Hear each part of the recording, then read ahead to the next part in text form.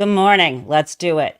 I cannot stop laughing. Guys, um, I just have to ask you. It's the fundamental question of our age. I need to say this. Who wore it better? That's my question. I mean,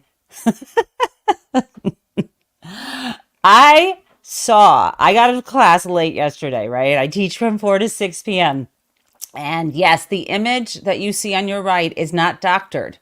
Of course, I have taken essentially the digital equivalent of cutting out Donald Trump's form. But that is him right there. That is the vest he wore, my friends, on the tarmac when he got off a plane in Wisconsin.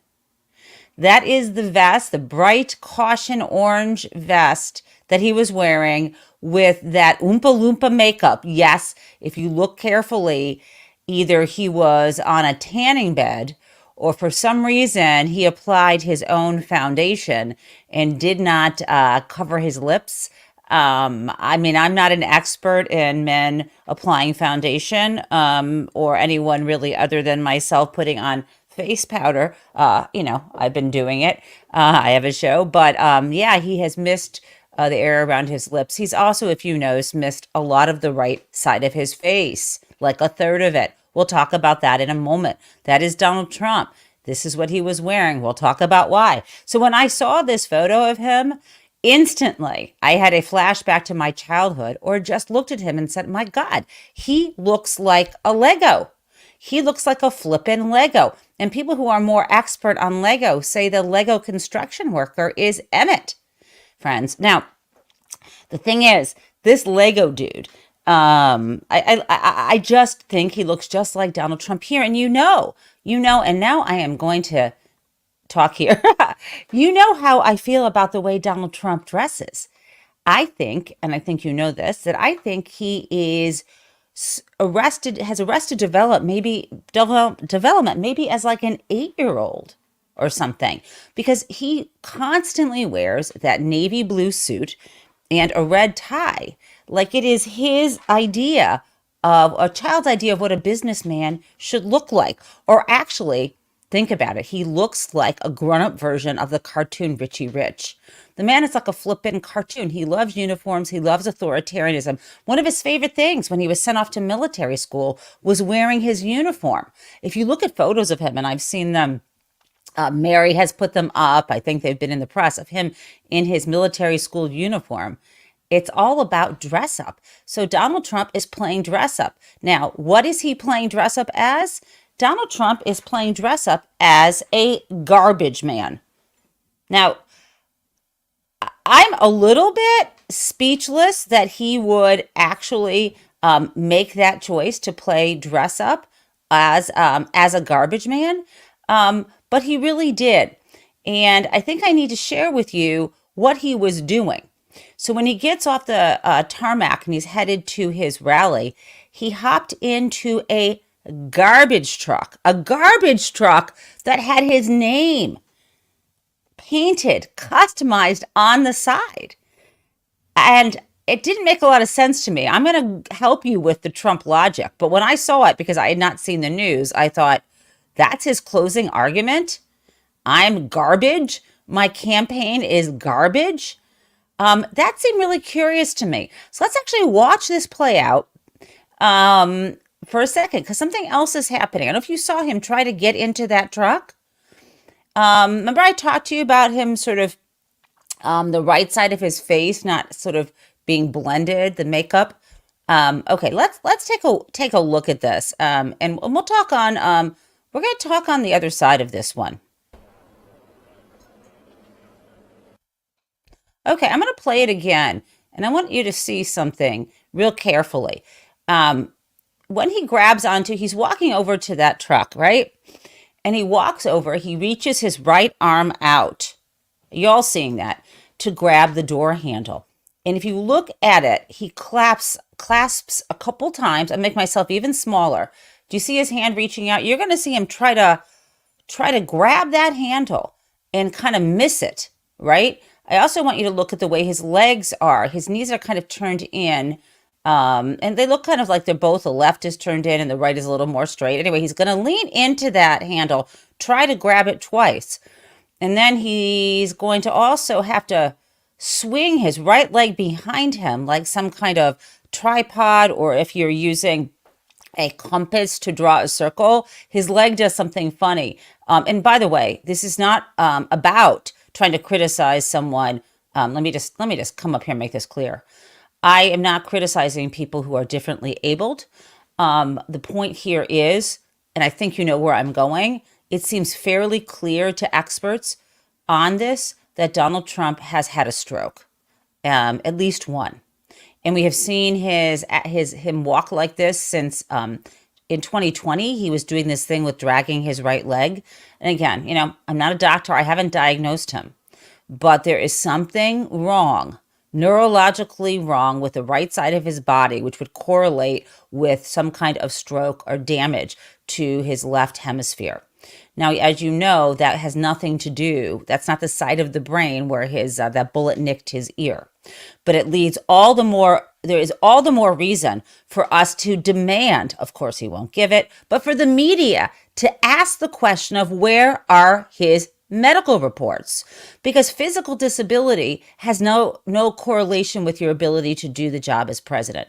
We know FDR was in a wheelchair. That's not the issue. The question is this neurological issue, damage to, if it is true, my diagnosis, I'm not a doctor, right? But if it is true, I'm a lawyer, so I can make an argument and bring evidence. Here's my hypothesis. He suffered at least one stroke to the left hemisphere of his brain, which is affecting the right side of his body. But it can also affect cognition and other, it can affect his ability to remember words. It can affect reasoning skills. There's a lot going on here in the brain.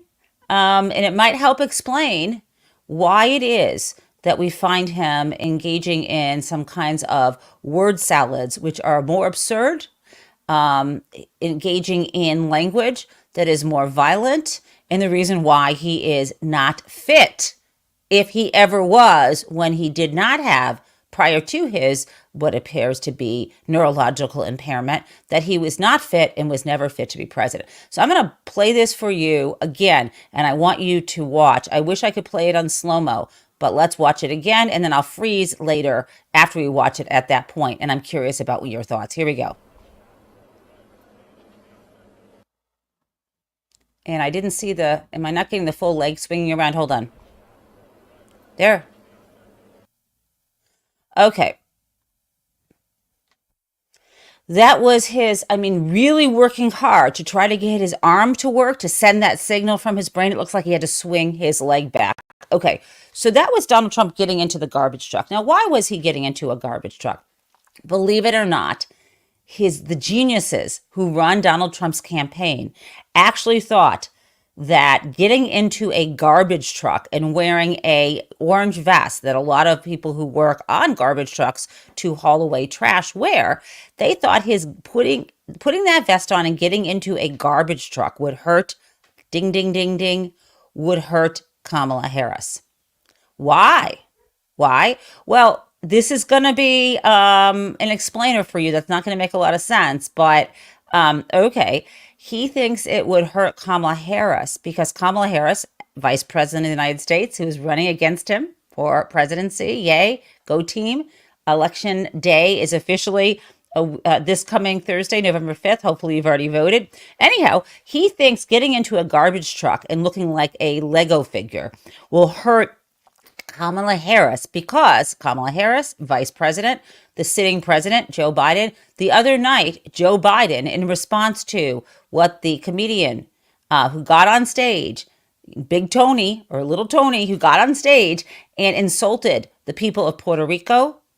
After that happened, Joe Biden responded to that and said something not as artfully crafted that gave the impression to people that he called all of Donald Trump's supporters garbage. Now, I'm going to share with you what Joe Biden apparently actually said, and this is like a transcript of Biden's remarks.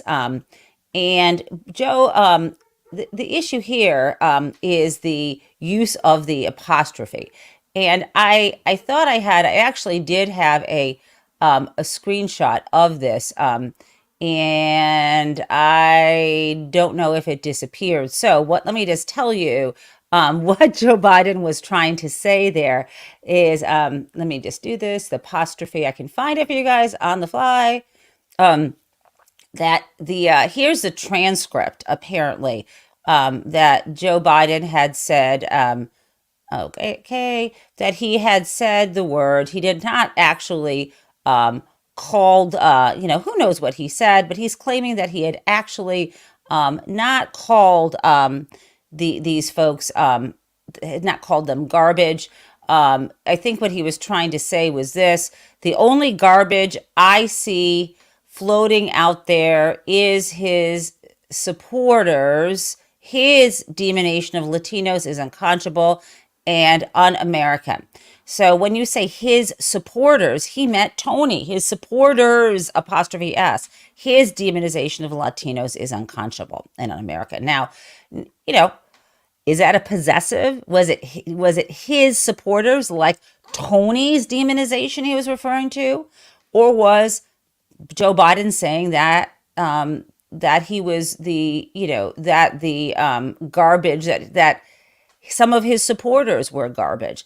You know what? I don't really care.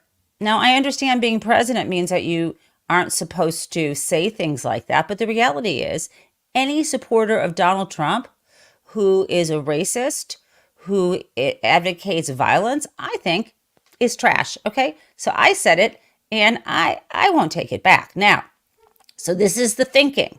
His brilliant campaign, let me share this with you, thought that dressing Donald Trump like this, and this was how he looked coming off the tarmac saying hello to his reporters with his little blow-up doll mouth, ready to receive I have no idea what. This is not a show for children. They thought that dressing him up like this would be the good closing argument for his campaign as to why Kamala Harris is a poor choice. I don't get it, guys. He is a cross between a Lego and the Oompa Loompa characters in the magnificent Charlie and the Charlie and the Chocolate Factory, the original version with Gene Wilder. Now, you're not gonna believe this. You're not. Donald Trump didn't just do that sort of, that was publicity stunt, a failed publicity stunt. There's more to this, you guys. He actually, and this is what sent me.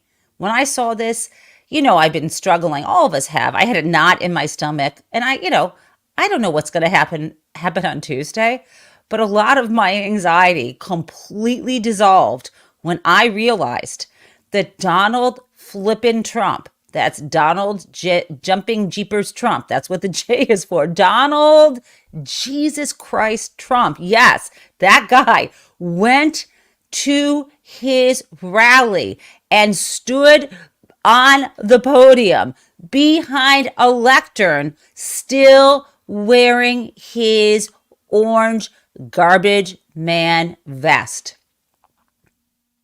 Could the campaign not pry that off of him?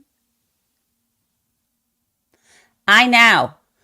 And if that was not enough, I need you, and maybe some of you have seen this, I don't know.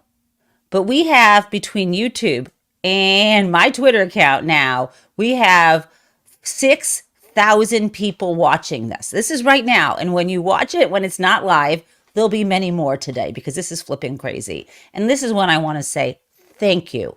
Thank you for being a loyal viewer of Jen Taub Live, once called Morning Jen. Thank you for watching Jen Taub Live. Thank you for coming over to Mary Trump Media. And please, please, as the mods say, smash that subscribe button. I'm a little competitive, and I want to show Mary that we keep racking up the subscribers to this station. Thank you so much. Okay. So Donald is wearing that orange vest, and this is the coup de grace. This is the I want to say pinnacle, but that is not a translation of coup de grace. This is the best cut. This is the worst thing that I think Donald Trump has done in his campaign. I mean, one, he's dressed up as a garbage man, only keeping the story in the news further about the man who read from a teleprompter, was invited by his campaign, and his remarks were fully approved. This is Tony the comedian's comments. He keeps those in the news by being dressed up as a garbage man, right? And he goes on stage. Now, we are not yet at the coup de grace, because before I show you what he does, I do need to actually play for you one more time Tony Hinchcliffe, Big Tony the comedian, talking about Puerto Rico, because this is going to, again, set this up. Now, here we go. Oops, I'm not actually able to. I can't play that. Okay, let me remove a video. You know how this goes. I am going to play you just to remind you how Donald Trump showing up showing up in the orange vest, hopping into a monogrammed garbage truck, standing on stage as a garbage man. This only keeps in the news Tony Hinchcliffe's racist remarks that were fully approved by the campaign. Now, here we go. On. Like, I don't know if you guys know this, but there's literally a floating island of garbage in the middle of the ocean right now. Yeah. I think it's called Puerto Rico. Okay. Remember, that was not the only thing he said that was racist or vulgar. So Donald Trump keeps this in the news. Donald Trump doubles down, first saying, I don't know, think that's a big deal. There's no one who's done anything better for Puerto Rico than me, right? Remember that? That's what he tried next. That is kind of like the Donald Trump Mad Libs that we talked about yesterday. But after doing that, again, in a garbage truck, highlights that he basically thinks people from Puerto Rico are garbage. Then he has trouble, let's watch this, actually opening the door, raising the concerns that he's had a stroke. We've seen him drag his leg before. We're seeing him, as I mentioned, his whole right side of his body. His arm is struggling. His leg is struggling. He is also not noticing the right side of his face, right? That is that kind of not seeing, not feeling, not being able to connect with means that he may have had a stroke, right? So now we're reminded of the fact that he has not shared his medical information with us, right? And as I said, he still is wearing the vest at the rally.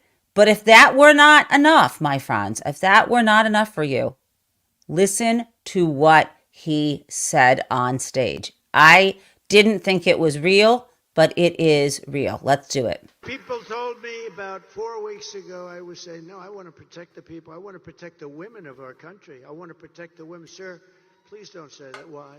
They said, we think it's very inappropriate for you to say. So why? I'm president. I want to protect the women of our country. They said.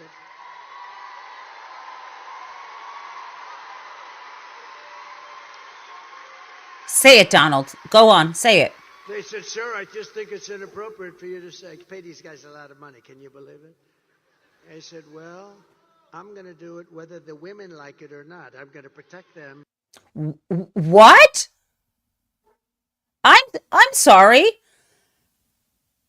I read that he said this before I heard it. He literally just said, I am going to protect the women whether they like it or not.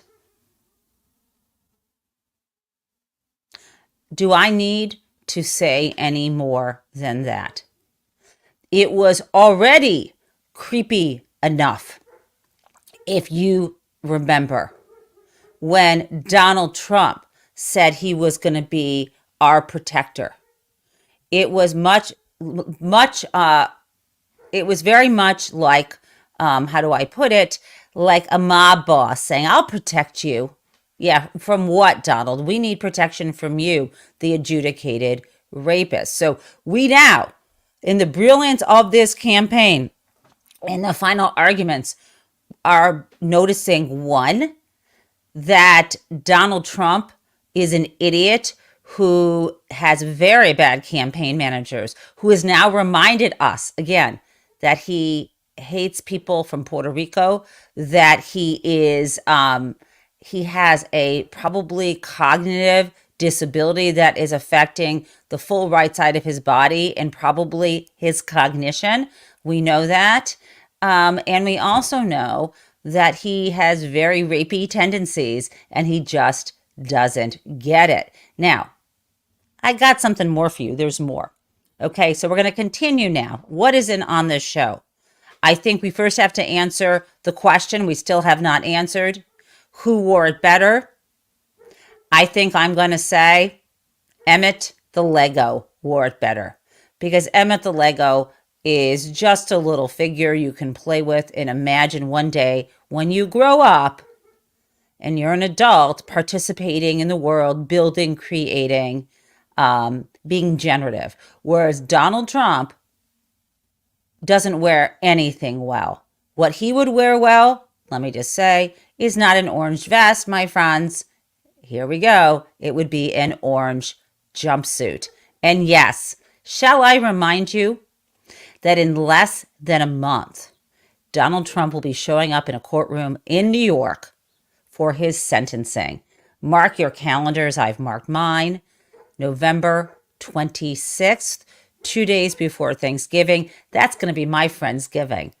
I'm just going to get together with people. It's going to be a Charlie Brown Thanksgiving for my Gen Xers and maybe others who have watched the Charlie Brown Thanksgiving special too many times that you care to mention. I'm going to be, eating popcorn, making buttered toast, and doing the do do do do do do do do do do dance as I attend his sentencing. Now, I don't think I won't be in there in person. There won't be, I don't think, a camera there, but I will be dancing around until I hear officially what the sentence is. And I am feeling in my bones that there's going to have to be some period of incarceration, whether that be an electronic bracelet or some kind of orange jumpsuit to match his orange vest that he can then wear at home. Okay, now I got more to talk about about Donald Trump and the voter intimidation efforts underway, and of course, Crazy Town. And of course, Kamala Harris, right? So I want to deal with, I want to talk about Kamala Harris and draw that contrast. I want to talk about the efforts to basically intimidate women into not voting or obeying their husbands. Yes, that is happening out of the mouths of the surrogates for Donald Trump. But before I do that, since we're talking about court, can we talk about Elon Musk? You all know, right, that today at 10 a.m. in Philadelphia, Elon and or his legal team will be showing up in court because he has been busted. He has been busted by the prosecutor, the county prosecutor there, to Krasner. He has been busted. He has to go to court to respond to the allegations that he is violating the law. So I want to show you what this says. Okay, I'll make myself as small as possible so that you can see this and what is going on here. This is, and now, as this came yesterday. Now, this 30th day of October 2024, upon considerations of plaintiff's emergency petition for preliminary injunctive relief, and emergency motion for extraordinary relief, an expedited hearing of plaintiff Commonwealth of Pennsylvania, acting by and through Philadelphia District Attorney Lawrence Krasner. It is, and I love this, hereby ordered and decreed that a rule is entered upon all parties to show cause why the relief requested should not be granted. So they've got to show up at City Hall in Philly today at 10 a.m. Hey, trick or treat, motherfucker, Elon Musk. It is further ordered that all parties must be present at the time of the hearing. All parties. Hey, Elmo, you better be there. It is further ordered that prior to the hearing, plaintiff, this is Larry Krasner, the district attorney, plaintiff shall serve this rule, the emergency petition for preliminary injunctive relief, and the emergency motion for extraordinary relief on all parties in accordance with the applicable provision of the Pennsylvania Rules of Civil Procedure. Hello. Who wants a translation? Basically, Larry Krasner went into court. Why? Let's find out. Let's watch this. News flash. Okay, so this is from 2 days ago. This was the breaking news, and we will talk on the other side. We're breaking news. Philadelphia's district attorney is suing to stop Elon Musk's voter lottery. The richest man on planet Earth is a very public supporter of former President Trump. And through his America PAC, Musk has been giving away $1 million every day to a voter in a battleground state. The Department of Justice has warned that this giveaway might violate federal election law. Oh, interesting. Let me just take this from the stage for you. One moment. Interesting. We have a state prosecutor, a county prosecutor, asking him to stop. Now, I don't know if you know this, but county prosecutors enforce state law. So that little end that he's been warned that it might violate federal law, well, honey, it's got to also violate some sort of state law as well. And you might say to yourself, if you're me, where the fuck is Merrick Garland? Once again, missing in action. Once again, now there may be because it's the federal government and he doesn't want to interfere in a federal election. It's just a couple days before, blah, blah, blah, blah, blah. I don't care. He has earned our contempt, but thank God there are actually people in this country who believe that the rule of law even applies to Donald Trump and who will not drag their feet in making sure this case gets started and moves forward. And I say Donald Trump, I know Elon Musk is, in this case, the defendant, but that is only nominally. He is doing what he's doing to support the Trump campaign. Okay, dirty tricks. Now, I want to continue before I get to Kamala and draw the contrast. Remember Donald Trump? I think we were just talking about him dressing up as a garbage man to try to make Kamala Harris look bad because of something Joe Biden said. It is really getting attenuated. Well, couldn't happen to a nicer guy because, for sure Donald Trump has never called people garbage or scum, right? Right? Let's play the tape. I'm going to play this because I think it's very instructive what you're talking about. Okay, Joe Biden said what he said, but this is Donald Trump all along. My response to Joe and Kamala is very simple. You can't lead America if you don't love Americans. You just can't. And you can't be president if you hate the American people. And there's a lot of hatred. It's the people that surround her. They're scum. They're scum. And they want to take down our country. They are absolute garbage. Any Jewish person that votes for her, especially now, her or the Democrat Party, should have their head examined. It's the enemy from within, all the scum that we have to deal with that hate our country. That's a bigger enemy than China and Russia. Any African American or Hispanic, and you know how well I'm doing there, that votes for Kamala, you got to have your head examined because they are really screwing you.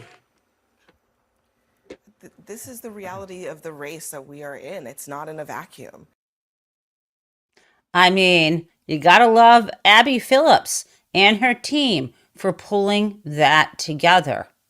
Let's draw the contrast before I talk about the voter intimidation. Okay, let me play Kamala Harris at the rally in Wisconsin. Let's do it. And here's the thing. And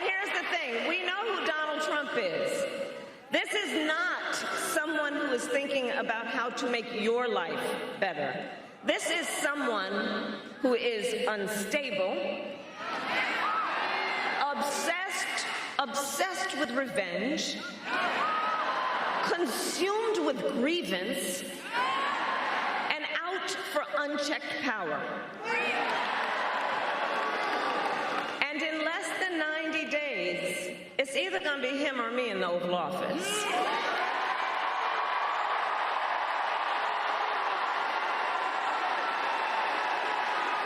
And here's what you know, and here's what we know. If he is elected, it's not going to happen, but if he were elected, Hello. one, Donald Trump would walk into that office with an enemies list. You know, he talks about the enemies from within. When I am elected, I will walk in with a to-do list focused on your needs. We would be lucky. We'd be lucky to have this amazing person, this incredibly powerful woman, be our leader. I am so hopeful about Tuesday, and yet I'm scared. But let's stick with the hope. Now, oh my goodness, guys, we're up to 10,000 simultaneous viewers. I love you all. Love you. Okay, so speaking of love, can I share with you my friend George Conway? And I became friends with George after Donald Trump was elected. Turns out we have a friend in common. One of my dearest pals from college worked with him at Wachtell Lipton, the corporate law firm. And George and I became friends. He has obviously a quick wit, a shared contempt for the orange garbage monster. And also, you know, being a lawyer, we can kind of get into the nerdy weeds about things. And had I worked at that law firm and not the one that I did when I got out of law school, I'm sure we would have also been friends. And again, it's what Kamala Harris says. I don't agree with George on everything. Of course not. But that's what America is about, having those healthy debates and convincing him that he's wrong. No, I'm kidding. Anyhow, so this is George. He is talking about the double standard. I don't think anyone has said it better. The standard that Harris is held up to compared to Donald Trump. Remember Van Jones, who I don't often quote, talked about, about how essentially he is lawless. He's lawless. It's true, right? He's been convicted on 34 felony counts. That's why the sentencing, that's what a jury of his peers did in New York. And he will be sentenced. He'll be sentenced November 26th. So remember, that was for business falsifications statute, business falsification with an intent to commit another felony being interfering in the 2016 election. That's the dude who's on the top of the ticket, right? He is lawless, and she has to be, in the words of Van Jones, flawless. But I think George does it better. Let's play it. Harris is essentially being nitpicked, whereas Donald Trump can say, I want to, just off the cuff say, I want to eliminate all federal taxes, which is insane. And yet, people are worried about what people are saying. Well, Kamala Harris was very, very unclear about what her policy on kumquat farming in California was. It really is just a double standard, which is created by the fact that we've been watching an absolute, frankly, lunatic who knows virtually nothing about politics, economics, foreign policy, even after all these years. And he's held to a lower standard because he has brought standards down for himself, but somehow or another, the standards for everyone else remain the same. It's a fact. I mean, seriously, can you vote for someone when you don't know the detailed minutia about her kumquat policy in California? I don't know, right? I don't know if you can. And just let me also say to you, speaking of economic policy, let's draw the contrast here before we get to the voter intimidation, right? I think you remember from yesterday when I told you that now Elon Musk is going around telling people that, if Donald Trump is elected, we will be having some temporary pain, or let me say it differently, hardship. Well, do you want to hear that in his words? Yeah, I think you do. spending to live within our means.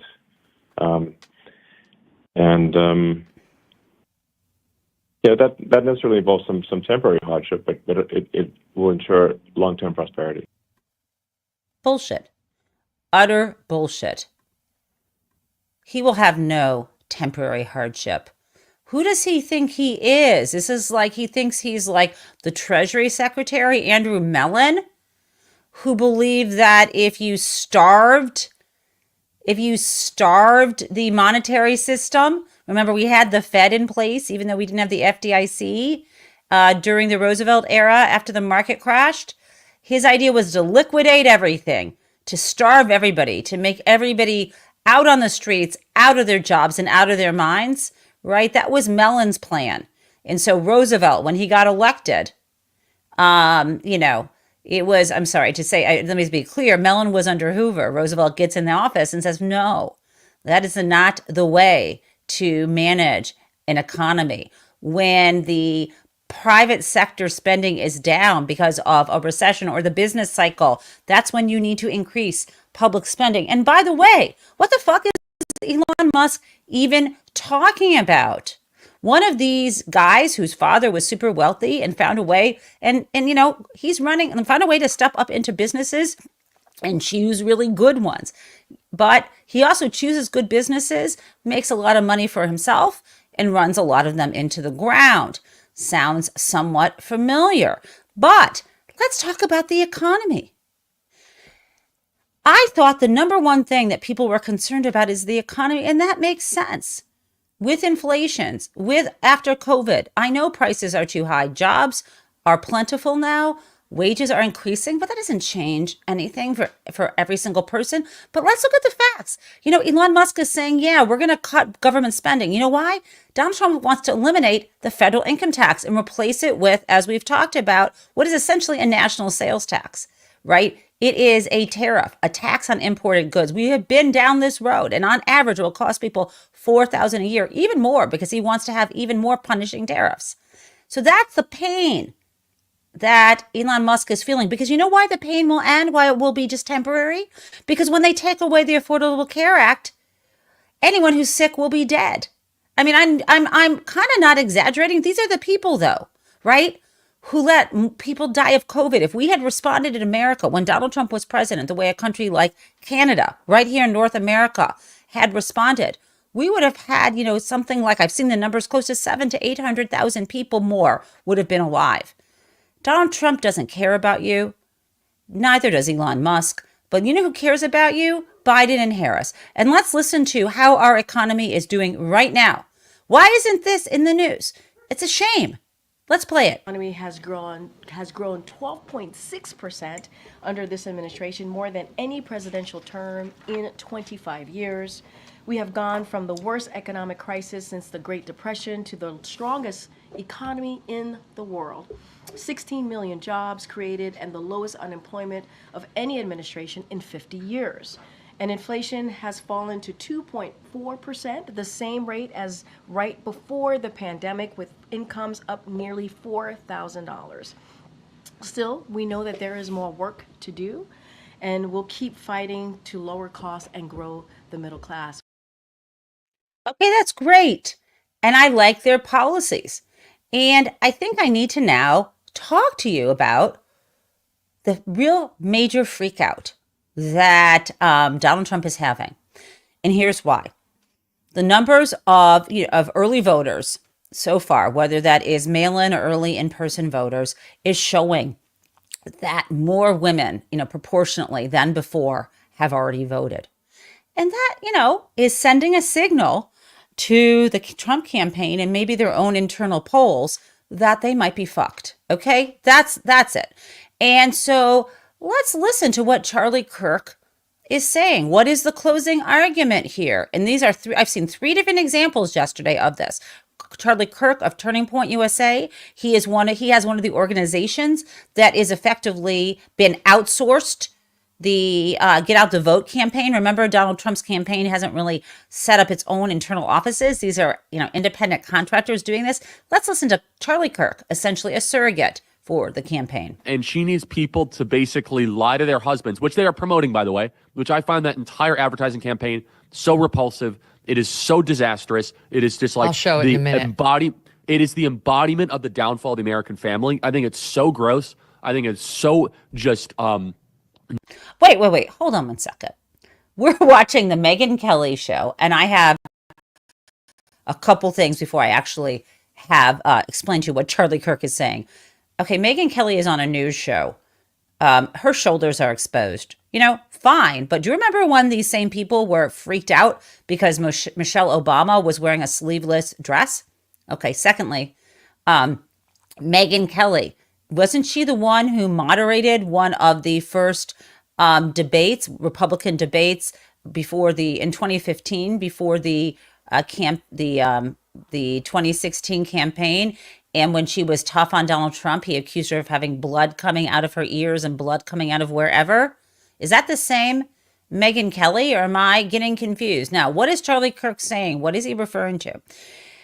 Apparently, there are ads at the Kamala Harris campaign. Let me take this off the stage for 1 second. There are ads at the Kamala Harris campaign. It's apparently been put forward, and I've seen people do this voluntarily. And it's sort of a direct-to-camera appeal, and I can kind of do that for you. And it's kind of goes like this. Men, friends, no one knows who you voted for when you go into that ballot box. Not your father, not your brother, not your friends. No one knows who you voted for. They'll know that you voted, but not who. You don't have to tell anyone. It's okay. You don't have to tell your husband that you voted for Kamala Harris. I'm not very good at that, but you get the idea. Those are the kinds of things. And this is what is freaking him out. So if I were the campaign, I'd be more afraid of both the early in-person voting and the voting on November 5th. Because if you're a woman and you're afraid that your husband might find out, when you fill out your ballot and mail it in, that's totally anonymous. But you might be afraid because every ballot has an official ID number that someone might find out. They can't find out. I think there are going to be even more women voting quietly and not telling the men in their lives who, on average, are going to be, just statistically, if they are white women, statistically more likely to be voting for Trump. Let's continue to watch what Charlie Kirk is saying. Where this wife is wearing you'll show it, wearing the American hat. She's coming in with her sweet husband, who probably works his tail off to make sure that she can go, and have a nice life and provides for the family. And then she lies to him saying, oh yeah, I'm going to vote for Trump. And then she votes for Kamala Harris as her little secret in the voting booth. Kamala Harris and her team believe that there will be millions of women that undermine their husbands and do so in a way that it's not detected. Okay, fuck you. Number one, a lot of women earn equally or more than men they're with. But even in the situation where a man is in the role of being a provider and providing more financial support, a woman's vote is not for sale. The price of being in a relationship, and one would presume a loving family relationship with your partner, your husband, that price is not you hand your constitutional right to vote over to him. And they are creating right now, they are encouraging, I have another example, men to threaten their wives and their partners to say, I pay the bills here, bitch. You vote for who I say. And that is exactly what they're talking about. I'm going to show you one more, and then I have something to say about this. Okay, Jesse Waters. Now remember, Jesse Waters is referring to his current wife, who is someone he met much younger than him and had an affair with when he was previously married. Let's play the tape. If I found out Emma was going into the voting booth and pulling the lever for Harris, that's the same thing as having an affair. That, to me... Oh, my God. Let him finish. Go, Jesse. It's our day. That violates... Judge. That's all I can watch. I want to say this thing. And it's something I've observed. And this might not be something that all young people maybe relate to. But I know the people who are my era, who are Gen X, or maybe are baby boomers, or even the silent generation. You know what I'm about to say. You know this. There are women that I know who, in public, put on a pretty good face, but at home in their families live under the reign of their husbands of emotional abuse, sometimes physical. Emotional abuse that wears them down day after day. I'm not speaking of myself personally. I love you, Michael. He's not that way. And it can be also a female partner, doesn't have to be a male partner, right? There are women in particular who are subject to emotional abuse day after day, decade after decade, where their autonomy and their sense of self-worth is eroded, where these coercively controlling partners use the women to further their own career ambitions, to raise their children, to have a public face where you have a wife, which is what is expected in the society. And those women are still with us and among us. And they're going to face more violence and threats from their husbands on election day. And some of those women are going to be, as a result of this, intimidated or emotionally or physically battered because of what these people are doing. And if I were in the U.S. Attorney's Office, if I were working for Merrick Garland, I would make sure I would, right fucking now, set up a toll-free number or some way to report domestic violence correlated voter intimidation. Because this is where we're headed. They don't want women to vote, right? Because when we vote, we win. This is why they're talking about women not actually reversing that constitutional amendment. Okay, so there is more too. I saw on Twitter, and I'm trying to forget this. I'm trying to remember. This is one of the sort of Proud Boy type guys saying, if Kamala Harris wins, women are to blame. Right? We've already heard Donald Trump saying that if Kamala wins, Jews are to blame. Right? We've also know that it's going to be immigrants or Black people or Black women or Black Jewish women in particular. I just think there are so many of us who are in a situation where we are going to face intimidation. I voted. I'm also in a healthy relationship. And also afterward, they're putting a target on our backs. Now, I have more for you before we get to Crazy Town. And let me just do this thing. I'm really excited to share with you. And I am going to try to do this. Oh, here we go. Let's see if I can do it. Yes, I've got this. Guys, I think I've done it. Yes, I did it. I'm doing my first ad. I am so flippin' jazzed about this. This was one of my brainchilds with Mary and team. We have created with an incredible artist these playing cards. They're called Donald Trump's Goon Squad. If you remember my family, hey, Michael, he has not seen this yet. I think I show you some drafts of this, but I'm going to buy, I think, 10 packs because I'm sending these out as holiday gifts. One year I bought like 10 copies of my friend Liesl Schillinger's book called Word Birds, and that was my holiday present for people, Christmas or Hanukkah. I might even buy a dozen just to be safe. And I haven't asked Mary whether I'm getting a discount or not. I just want to buy them. So these they're selling for $20.24 a pack. I think you know why. And what's really cool, I'm going to scroll down. So the way we're advertising these, Donald Trump's Mostly Corrupt Goon Squad playing cards. And I'm going to show you, these are on... you can find this on shop.marytrumpmedia.com. This is a Shopify store. I'm going to scroll down here and show you. This is really exciting. We decided that Donald would be the Joker. And look at his description. Donald Trump, convicted felon, trust fund baby. Tiffany Trump daughter, ? You get Laura Loomer, personal advisor, in quotes. So please go buy those, but don't buy, I shouldn't say don't buy too many. I don't want to be that way. Buy as many as you want. I'm buying a dozen as soon as I get off this show. I'm very excited. I want to have them in time for Christmas and Hanukkah. Super exciting. Okay. Now I have more even before we get to Crazy Town, because it is quite a doozy. Let's talk about this. Kamala Harris had a huge crowd. Let's just play this because we know crowd size is important.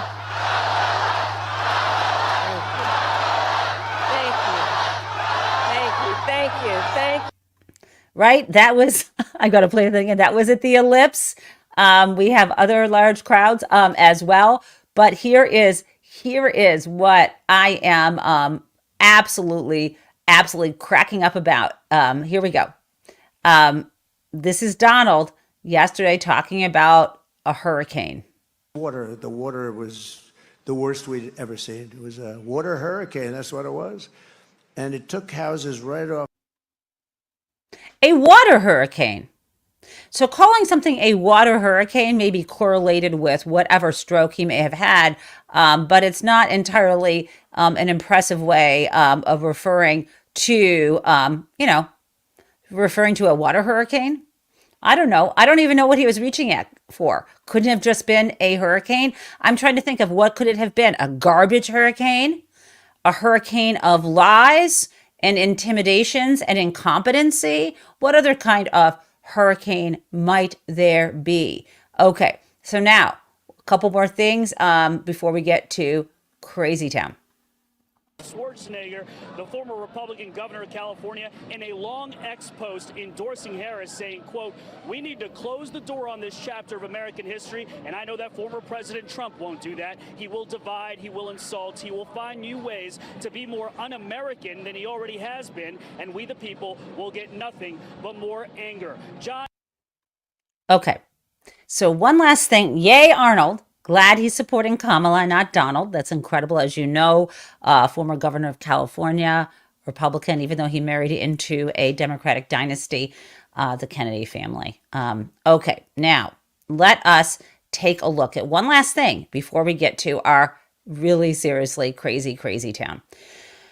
One of the most important things we are facing, as we talked about, is the cost of everything. And what we're also facing is Donald Trump's regime trying to take away our rights one by one by one.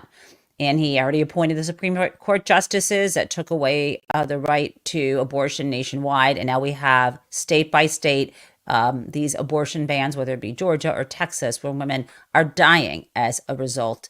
And they want to take away the Affordable Care Act, which would leave so many of us. And let me just be clear, the Affordable Care Act, I think some of you know, helps provide health insurance if you can't afford it, right? That's why it's called the Affordable Care Act. It mandates that it's required by the states to provide it. Now, so I shouldn't say this. I mean, there was the mandate, which when that part was overthrown, but the Affordable Care Act has provided health insurance to people, affordable health insurance through these marketplaces. But even if you're not buying your insurance through a marketplace, even if you get your health insurance, let's say from your employer, which is the vast majority of people, through your spouse, through your spouse's employer, because of the Affordable Care Act, you cannot be denied coverage if you or one of your family members has a pre-existing condition. Come to find out, asthma is a pre-existing condition. There are so many. If they take away the Affordable Care Act, millions of people will lose insurance coverage. And those of us who have jobs won't be able to change jobs easily because we might be able to be denied insurance. So I'm not making this up. This is the agenda. Let's listen to Mike Johnson, Speaker of the House, speaking as a surrogate for Donald Trump here. A lot of talk. I mean, healthcare reform is going to be a big part of the agenda. When I say we're going to have a very aggressive first 100 days agenda, we got a lot of things still on the table. But healthcare, that's part. It's the secret. It's the secret. Healthcare reform is not a secret. There's some really important ideas on the table, and we have a docs caucus, the physicians who serve in the House, and they've got a menu of options about this thick. And I think this is part of it because if you take government bureaucrats out of the healthcare equation and you have doctor-patient relationship, it's better for everybody, more efficient, more effective. That's the free market. Trump's going to be for the free market. You heard a little sample of that last night. We want to take a blowtorch to the regulatory state, okay? I mean, these agencies have been weaponized against the people. And I can't. The blowtorch to the regulatory state, they're not weaponized against the people. Okay, let's. The free market, it's like a boot on the neck of job creators and entrepreneurs and risk takers. And so healthcare is one of the sectors, but we need this across the board. And Trump's going to go big. I mean, he's only going to have one more term, right? Can't run for re-election. Right. And so he's going to be thinking about legacy, and we're going to fix. I could talk about regulation in a separate morning, a different morning, but let's not compare to what Kamala Harris is talking about, the Affordable Care Act. And my plan will lower the cost of childcare, cut taxes for small businesses, and lower health care costs, because I believe health care should be a right and not just a privilege of those who can afford it.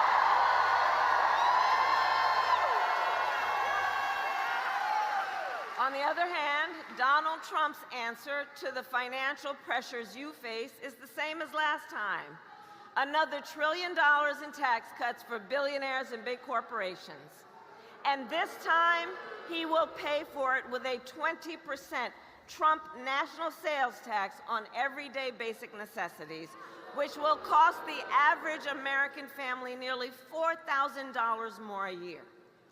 On top of that, you will pay even more if Donald Trump finally gets his way and ends the Affordable Care Act, which will throw, if he were to win, which would throw millions of Americans off their health insurance and take us back to when insurance companies had the power to deny people with pre-existing conditions. You remember what that was like? Well, we are not going back. We are not going back. We're not going back. We will know in a few days whether we can keep moving forward.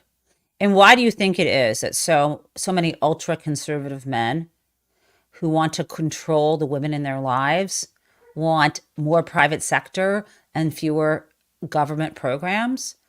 It's because they want to be able to financially control women, because then they can emotionally control them and make them work for them and do their bidding and not be fully realized human beings. I mean, it's just obvious. We can't go back to that. We won't go back to that. Okay, it is time for a little crazy town.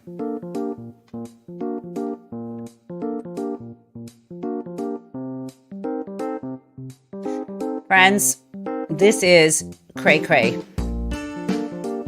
I don't even know how to fully describe this to you. It's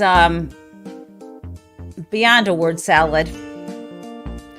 This is, let's just play it. So, okay, just let's play it.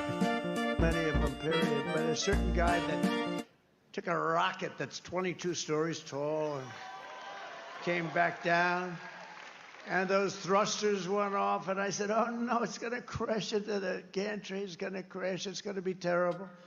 But it didn't. It came down, and it was just about ready, and then the fire blew out of the bottom on the left side, and it moved it over, and then it came here, and it came down, and those two big arms grabbed it, like you grab your baby. Like you grab your baby. What?